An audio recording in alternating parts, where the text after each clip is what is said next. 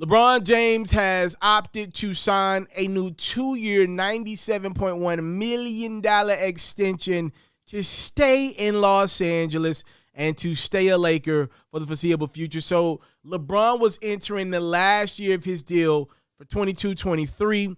What LeBron has opted to do is pretty much add 2 years on a deal. It's a 1 plus a 1 PO, meaning in the 24-25 season, he'll have a player option on that year that actually lines up with Anthony Davis's contract. So in theory, if AD and LeBron wanted to leave LA and go somewhere else together, they could.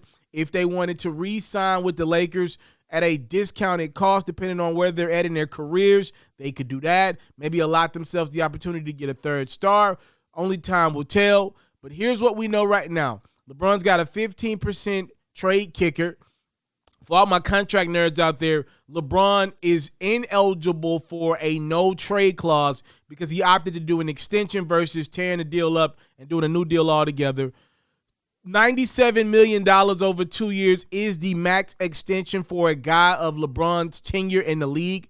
The new rules that the CBA tried to implement over the last few years is to try to stop older guys from really tearing down a team's salary cap. So $97 million is the most that LeBron could have gotten under an extension.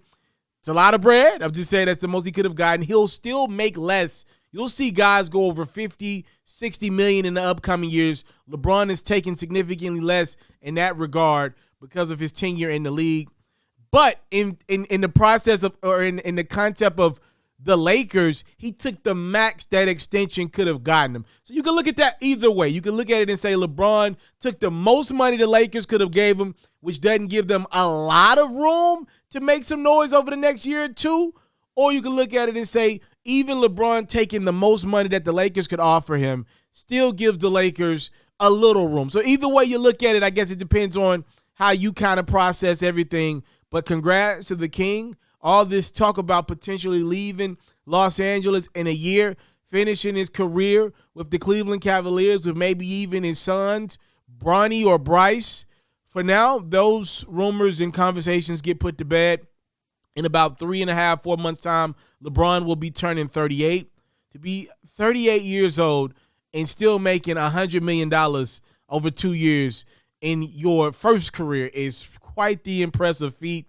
LeBron now surpasses by Kevin Durant with the most money made in NBA history from just contracts, right? He's already a billionaire because of his corporate entities off the court, but he will now surpass $525 million made in the NBA upon this contract's completion. Congratulations to the King. LeBron opts to stay in Los Angeles. Please let me know your initial thoughts in the comment section below.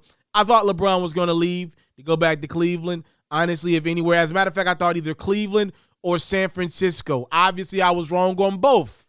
Clear as day, the King has plans on staying in Los Angeles for the next couple of years. I'm out.